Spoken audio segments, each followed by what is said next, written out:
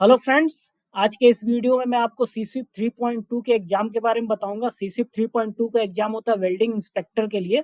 तो आज के इस वीडियो में हम समझेंगे सीसिप के जो वेल्डिंग इंस्पेक्शन के सर्टिफिकेशन से कितने तरीके के होते हैं, फिर सीसिप 3.2 का एग्जाम पैटर्न क्या है, पासिंग मार्क्स क्या है, जो एग्जाम का सर्टिफिकेट मिलता है वो सर्टिफिकेट कितने साल के लिए वैलिड होता है, आपकी एलिजिबिलिटी क्या होना चाहिए सीसिप 3.2 का एग्जाम लिखने के लिए, जो मैच्योर कैंडिडेट है वो कैसे पेपर लिख सकते हैं, अगर कोई इस एग्जाम में फेल हो गया तो कैसे रीटेस्ट देगा वो बताऊंगा मैं आपको, और जो 5 ईयर और 10 ईयर का रिन्यूअल प्रोग्राम होता है वो क्या होता है, वो सारी चीजें मैं आपको इस वीडियो में बताऊंगा। तो वीडियो स्टार्ट करने के पहले मैं अपने बारे में बता दूं, मेरा नाम है संदीप आनंद, मैं एक मैकेनिकल इंजीनियर हूँ और मेरा 14+ ईयर्स का वर्किंग एक्सपीरियंस है। मेरा वेबसाइट है www.weldingandt.com और मेरा यूट्यूब चैनल है youtube.com/weldingandt। तो मैं अपने वेबसाइट और यूट्यूब के थ्रू अपना नॉलेज शेयर करता हूँ। फ्रेंड्स, अगर आप ने मेरे चैनल को सब्सक्राइब कर लिया है तो मैं आपसे रिक्वेस्ट करूंगा, अगर पॉसिबल हो तो आप मेरे चैनल को ज्वाइन कर लीजिए। ज्वाइन करके एक बहुत ही छोटा सा अमाउंट आप पे करते हैं और आप मेरे चैनल को ज्वाइन कर सकते हैं और मुझे आप फाइनेंशियली सपोर्ट कर सकते हैं। तो फ्रेंड, जो सीसिप का वेल्डिंग इंस्पेक्शन का सर्टिफिकेट होता है वो 3 तरीके के सर्टिफिकेशन इनके होते हैं सीसिप के बेसिकली। जो पहला होता है वो 3.0 विजुअल वेल्डिंग इंस्पेक्टर का होता है, ये सबसे कम डिमांडिंग होता है। जो सबसे ज्यादा डिमांडिंग सर्टिफिकेशन कोर्स होता है वेल्डिंग इंस्पेक्शन में सीसिप का, वो होता है 3.1 वेल्डिंग इंस्पेक्टर, सीसिप 3.1 वेल्डिंग इंस्पेक्टर। तो अगर आपने सीसिप 3.1 वेल्डिंग इंस्पेक्टर का सर्टिफिकेशन कर लिया है तो आप सीसिप 3.2 का भी सीनियर वेल्डिंग इंस्पेक्टर का एग्जाम लिख सकते हैं। ये एग्जाम लिखने के बाद आपके करियर में थोड़ा ग्रोथ मिल सकता है, आपकी अपॉर्चुनिटीज बढ़ जाएंगी। तो जो सीसिप 3.2 का सीनियर वेल्डिंग इंस्पेक्टर का जो एग्जाम होता है, इसके 2 वेरिएंट्स होते हैं। पहला वेरिएंट होता है सीसिप 3.2.1। ये होता है senior welding inspector without radiographic interpretation. और दूसरा वेरिएंट होता है सीसिप 3.2.2। ये होता है senior welding inspector with radiographic interpretation. मतलब इसमें रेडियोग्राफिक इंटरप्रिटेशन का सिर्फ डिफरेंस है। 3.2.1 के अंदर जो आपको सर्टिफिकेट मिलेगा उसमें रेडियोग्राफिक इंटरप्रिटेशन का एग्जाम नहीं होगा, और जो 3.2.2 का जो सर्टिफिकेट होगा उसमें आपको रेडियोग्राफिक इंटरप्रिटेशन का भी एग्जाम होगा। आपने अगर सीसिप 3.2.1 का सर्टिफिकेट ले लिया है तो आप कभी भी सिर्फ और सिर्फ रेडियोग्राफिक इंटरप्रिटेशन का पेपर लिख के आप 3.2.2 का सर्टिफिकेट ले सकते हैं। अब जो एग्जाम पैटर्न है, इस एग्जाम पैटर्न में 4 थ्योरी पेपर होता है। पहला थ्योरी पेपर होता है, उसको थ्योरी पार्ट A3 बोलते हैं। इसमें 30 मल्टीपल चॉइस क्वेश्चन होंगे और 45 मिनट्स का टाइम दिया रहेगा। इसके अंदर जनरल वेल्डिंग के क्वेश्चन होंगे, प्रोडक्ट टेक्नोलॉजी और एनडीटी से रिलेटेड क्वेश्चन होंगे। जो दूसरा थ्योरी पार्ट है वो थ्योरी पार्ट B1 है।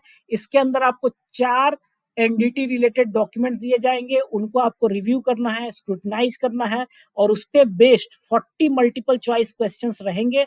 और इन मल्टीपल चॉइस क्वेश्चंस को सॉल्व करने के लिए आपके पास 75 मिनट्स रहेगा।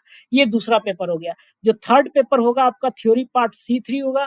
थ्योरी पार्ट C3 में आपको एक फैब्रिकेशन ड्राइंग दी जाएगी। उस फैब्रिकेशन ड्राइंग को आपको रिव्यू करना है, उसको स्क्रूटनी करना है और स्क्रूटनी करके 10 मल्टीपल चॉइस क्वेश्चंस दिए जाएंगे जिनको कि आपको सॉल्व करना है, और इसके लिए आपको 30 मिनट्स का टाइम मिलेगा। जो चौथा पार्ट है थ्योरी पार्ट D3 में आपको 60 मल्टीपल चॉइस क्वेश्चंस होंगे और जो टाइम अलॉट किया जाएगा 150 मिनट्स का टाइम अलॉट किया जाएगा। इसमें एक TWI का स्पेसिफिकेशन भी दिया जाएगा, मतलब एक तरीके से ओपन बुक टाइप का एग्जाम है।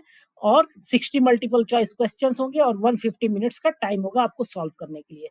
ये हो गया सीसिप 3.2.1 वेल्डिंग इंस्पेक्टर। अगर आपने ये 4 पेपर दे दिए, पास हो गए, तो आप 3.2.1 welding inspector, senior welding inspector बन जाएंगे।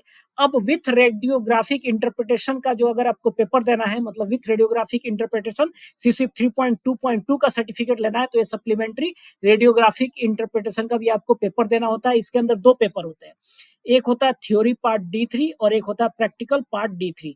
जो थ्योरी पेपर होगा उसमें 20 मल्टीपल चॉइस क्वेश्चंस रहेंगे और इसमें 30 मिनट्स का टाइम दिया जाएगा।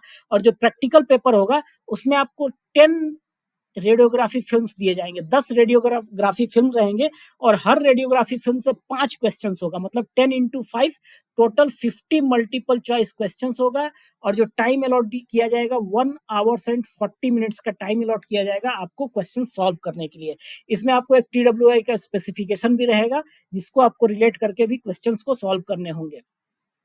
तो ये थे रेडियोग्राफिक इंटरप्रिटेशन का जो सप्लीमेंट्री एग्जाम है।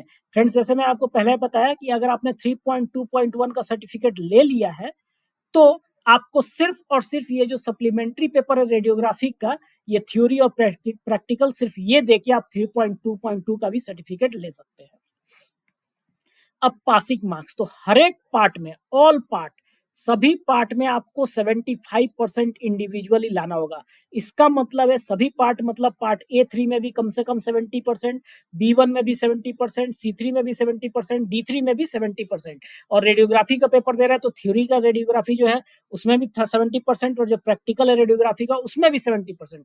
मतलब सारे पार्ट में इंडिविजुअली आपको 70% लाना होगा।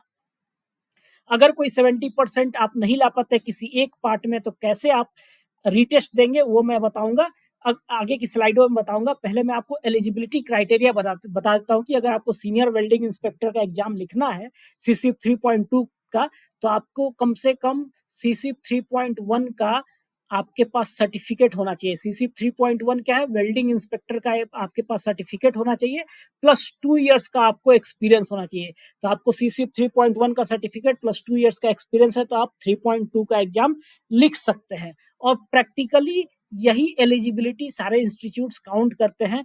एक दूसरा एलिजिबिलिटी जो कि सीसीप के ऑफिशियल डॉक्यूमेंट में दिया हुआ है, लेकिन वो मेरे को इम्प्रैक्टिकल लगता है, वो है कि 5 साल का अगर आपका एक्सपीरियंस है सीनियर वेल्डिंग इंस्पेक्टर के, जो भी ड्यूटीज क्लॉज नंबर 1.2.3 में दिए हुए हैं, क्लॉज नंबर जो 1.2.3 है वो सीसीप के ऑफिशियल डॉक्यूमेंट्स में सीनियर वेल्डिंग इंस्पेक्टर के ड्यूटीज और रिस्पॉन्सिबिलिटीज लिखे हुए हैं।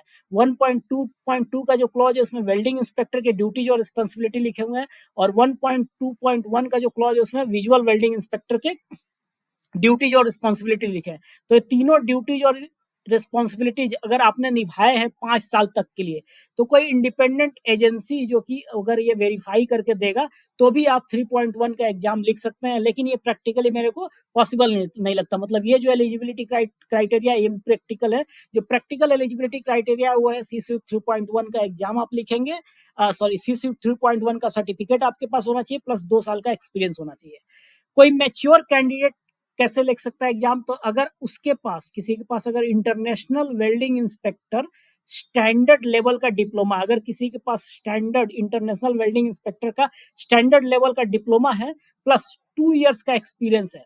2 इयर्स का एक्सपीरियंस, अगेन वही जो 3 क्लॉज मैंने आपको बताए थे, इन तीनों क्लॉज में इनका एक्सपीरियंस है, तो कोई इंडिपेंडेंट पार्टी, कोई थर्ड पार्टी ये वेरीफाई करके दे देगा, तो वो डायरेक्टली सीसीप 3.2 का एग्जाम लिख सकते हैं, ये सारे अगर उनके पास क्राइटेरिया है तो। अगेन ये थोड़ा सा इम्प्रैक्टिकल है, तो जो प्रैक्टिकल एलिजिबिलिटी क्राइटेरिया वो है सीसीप 3.1 का सर्टिफिकेट प्लस 2 इयर्स का एक्सपीरियंस।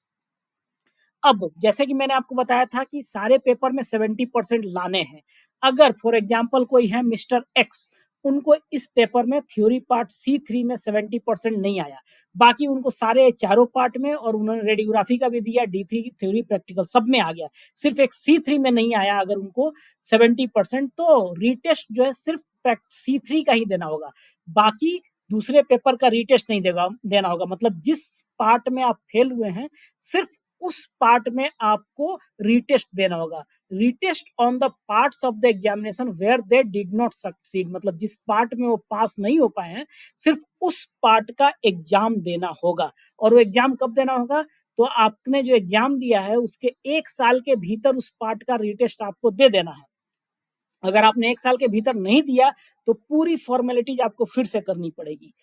तो ये टाइम फ्रेम आपका 1 साल का भीतर का है। साथ ही जब आपने एग्जाम दिया उसके 30 दिन के अंदर आप वो पेपर नहीं दे सकते।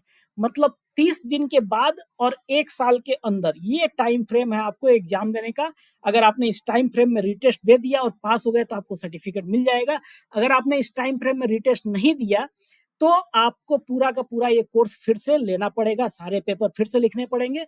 या अगर आपने रीटेस्ट में अगर आप फेल हो गए, मतलब फॉर एग्जांपल C3 में कोई मिस्टर एक्स ने रीटेस्ट में भी फेल हो गए, मेन पेपर में भी फेल हुए थे, फिर रीटेस्ट में भी फेल हो गए, तो उनको फिर से पूरा का पूरा कोर्स लेना होगा और फिर से पूरा का पूरा एग्जाम देना होगा। तो ये था रीटेस्ट का क्राइटेरिया। अब वैलिडिटी, अगर आप पास हो जाते हैं, आपको सर्टिफिकेट मिलता है, तो सर्टिफिकेट सिर्फ 5 साल के लिए वैलिड होता है। 5 साल का बाद आपको एक रिन्यूअल करना पड़ता है, उसे हम बोलते हैं 5 ईयर रिन्यूअल प्रोग्राम। और ये 5 ईयर रिन्यूअल प्रोग्राम में आपको अपना एक्सपीरियंस का प्रूफ देना पड़ता है। और जो 5 साल के बाद फिर से नेक्स्ट 5 साल आएगा, मतलब 10वें साल में, तो 10वें साल में फिर से एक बार रिन्यूअल करना पड़ेगा, उसे बोलते हैं 10 ईयर रिन्यूअल प्रोग्राम। और 10 ईयर रिन्यूअल प्रोग्राम में आपको रीसर्टिफिकेशन एग्जाम देना पड़ता है। तो ये दोनों डिटेल्स मैं आपको बताता हूँ नेक्स्ट स्लाइड में। देखिए, अगर 5 ईयर रिन्यूअल कर रहे हैं तो आपको जो प्रूफ देना पड़ेगा अपने एक्सपीरियंस का, उसमें आपको प्रूफ देना पड़ेगा कि आपने कंटिन्यूअसली वेल्डिंग इंस्पेक्शन का काम किया है पूरे 5 साल। साथ ही आपका जो वेल्डिंग टेक्नोलॉजी के अंदर आपके नॉलेज जो अप टू डेट है और आपकी जो विजुअल एक्यूटी है वो सही है। तो ये तीनों चीजों का प्रूफ अगर आप देते हैं तो आपको 5 ईयर रिन्यूअल मिल जाएगा। जो 10 ईयर रिन्यूअल है उसके अंदर 2 पेपर आपको देने पड़ेंगे, एक मल्टीपल चॉइस जनरल पेपर और एक प्रैक्टिकल पेपर। ये प्रैक्टिकल और multiple paper multiple theory paper है और एक प्रैक्टिकल। ये थ्योरी और प्रैक्टिकल पेपर अगर आप पास हो जाते हैं तो आपको 10 ईयर का रिन्यूअल का भी सर्टिफिकेट मिल जाएगा। तो फ्रेंड्स, ये था आपको 5 और 10 ईयर का रिन्यूअल प्रोग्राम। आई होप आपको ये वीडियो अच्छा लगा होगा और इन्फॉर्मेटिव लगा होगा। अपने फीडबैक और कमेंट जरूर दीजिएगा, और अगर आपने मेरे चैनल को ज्वाइन नहीं किया है तो प्लीज ज्वाइन कर लीजिए। Thank you very much.